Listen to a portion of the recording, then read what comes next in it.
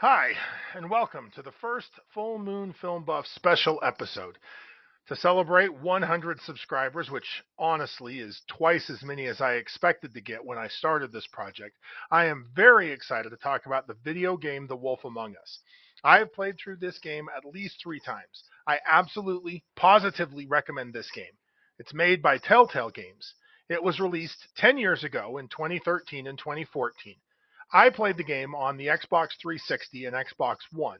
You can play the game on those platforms and on the PlayStation 3, PlayStation 4, PlayStation 5, and Vita consoles, plus Mac, Windows, Android, and iOS devices. It's a value at the regular $15 price, but you often find it on sale, sometimes for as little as $5. I love this game. Buy it. Play it. You will not regret it. This discussion will focus on Bigby Wolf as a character. I will try very, very hard to avoid spoiling the main mystery. Seriously, play the game. However, if for some reason you do want to be spoiled, or you just want to see the choices I personally made in my most recent playthrough, I am uploading a complete, unedited run with no commentary. You can watch the story that way, but I promise you, you will have more fun playing it for yourself. The Wolf Among Us is a graphic adventure game. The player controls protagonist Bigby Wolf, voiced by Adam Harrington, who investigates a series of mysterious murders as the sheriff of Fabletown.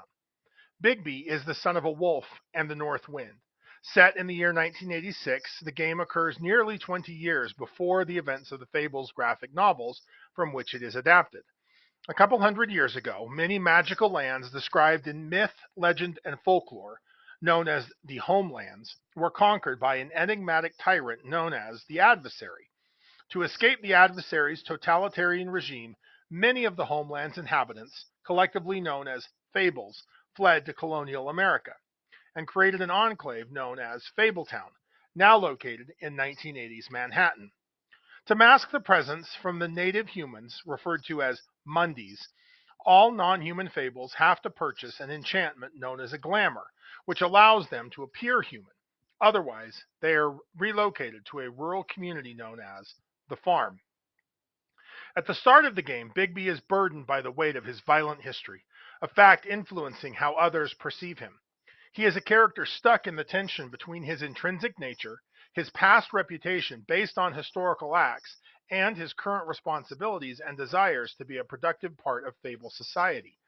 His position as a law enforcement officer is part of this tension. He's here to protect and serve the Fable community, but he's also there to enforce rules on individuals who may not agree those rules are just and fair or that they are being equitably applied. That's a complex and multifaceted character. 3 times in the first episode, we hear from 3 different fables: the prostitute Faith, Mr. Toad, and Colin, one of the 3 little pigs, that Bigby has a bad reputation.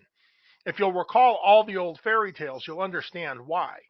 The big bad wolf is the villain of Little Red Riding Hood, 3 Little Pigs, Peter and the Wolf, The Boy Who Cried Wolf, The Wolf and the 7 Kids, and probably others.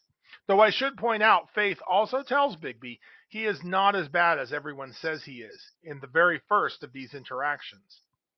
His transformation from a menacing figure in the shadows to a law enforcement officer reflects his desire to improve himself and a chance to distance himself from his past.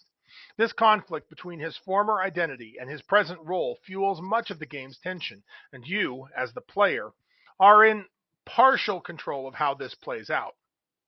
Throughout the narrative, Bigby's internal struggles are exposed through his interactions with other fables. Do you choose the most direct way to solve a problem, even if it means violence? Maybe even because it's an opportunity for violence? Or do you choose to try to be the good cop, even if it means risking losing getting information? His relationships with characters like Snow White, Toad, and Colin the Pig illustrate his attempts to balance his personal desires with his responsibility as a protector, and what it even means to be a protector. His interactions with characters like the Tweedle brothers, Georgie, Grendel, and Woody illustrate how willing he is to suppress his innate tendency towards violence in environments where violence is tacitly endorsed, as he tries to channel his nature. These interactions allow players to observe and express Bigby's inner turmoil and the slow emergence of his more compassionate side, highlighting his potential journey towards self-discovery. A further complication of Bigby's role as an authority figure is that his decisions often have significant consequences for the Fable community. He is forced to grapple with ethical dilemmas that challenge his notions of justice and morality, often pitting his ideals against the wishes of others. This moral ambiguity adds depth to his character, portraying him as a flawed hero navigating the murky waters of power and responsibility.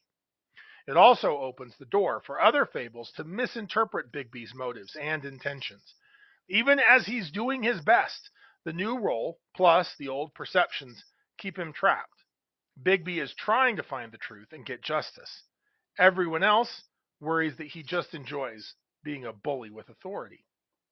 Part of what makes this game so great is that Bigby's character and his issues are a manifestation of the themes of the broader story. It all ties together. At the root of the bigger story is the slowly revealed fact that the government of Fabletown is corrupt and failing many of its citizens. The everyday Fable has learned they cannot turn to the proper authorities and expect anything useful. So, they turn to alternative extrajudicial authorities. When they feel they have no other options, they justify the bad choice. They know they are being taken advantage of, but they rationalize they at least get something out of it. And they see Bigby trying to take that something away from them. Even though from Bigby's point of view, he's trying to protect them from the eventual consequences. Bigby's conflict is a smaller, personal manifestation of the different ways that the citizens of Fabletown view their own government, but also how they view the criminals who aim to make money, filling the needs the bureaucracy leaves unmet. As the story unfolds, Bigby's character arc is defined by his attempts to assert his identity beyond the confines of his past. His relationships, decisions, and actions serve as a vehicle for exploring themes of redemption, forgiveness, and the potential for change. His journey from the feared antagonist to a more empathic and complex individual showcases the game's exploration of the fluid nature of identity and the capacity for growth.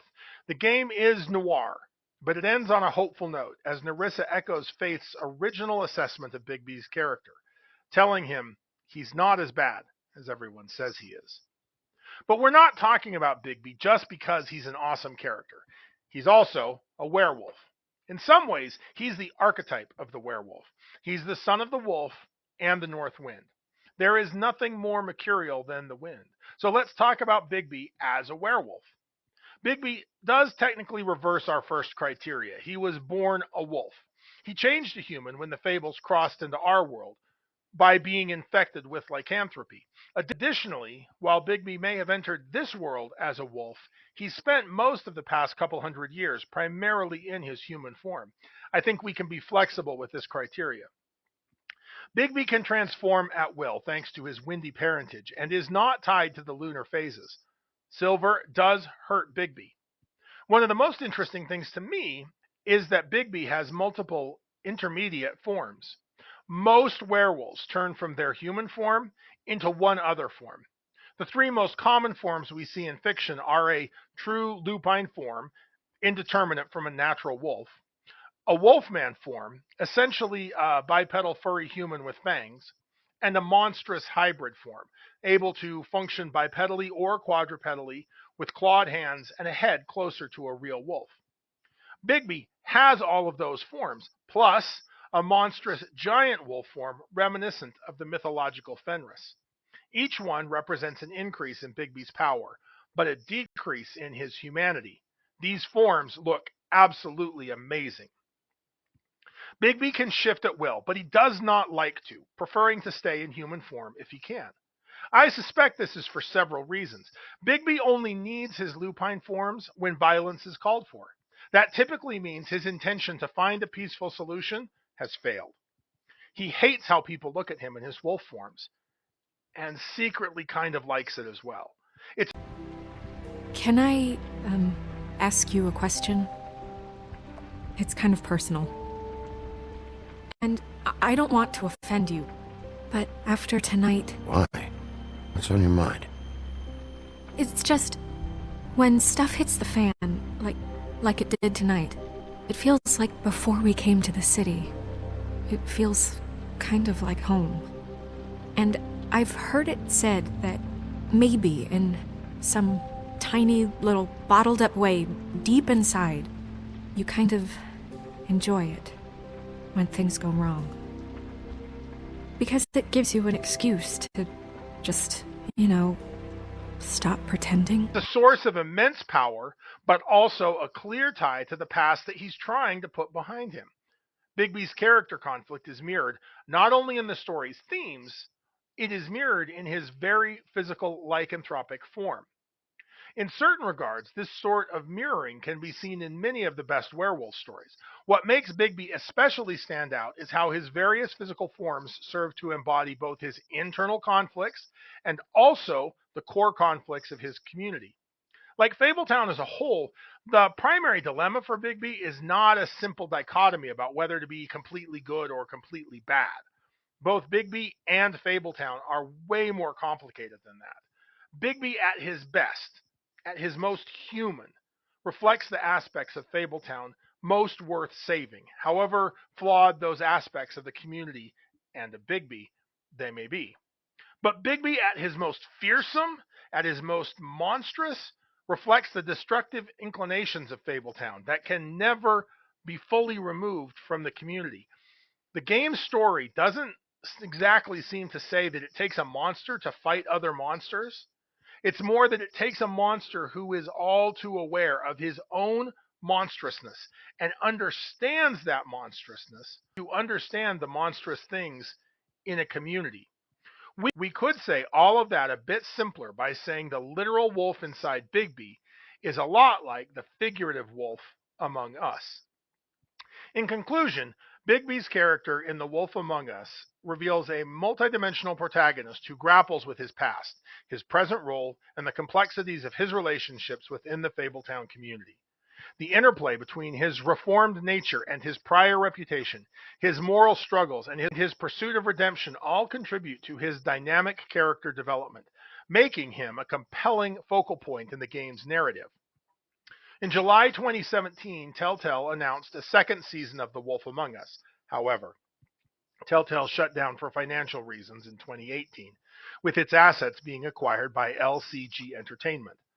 One of the first original games from this new company, doing business as Telltale Games, will be a sequel to The Wolf Among Us, titled The Wolf Among Us 2, which was announced in December 2019 and is set to be released in 2024. I will be pre-ordering this game the very first day that I can. So, if you like lycanthropes, like, subscribe, and share. I'm open to suggestions regarding what game I should consider discussing next. Keep your eye on the moon and a silver bullet in the chamber, and we'll see you back here next episode. Thanks for joining.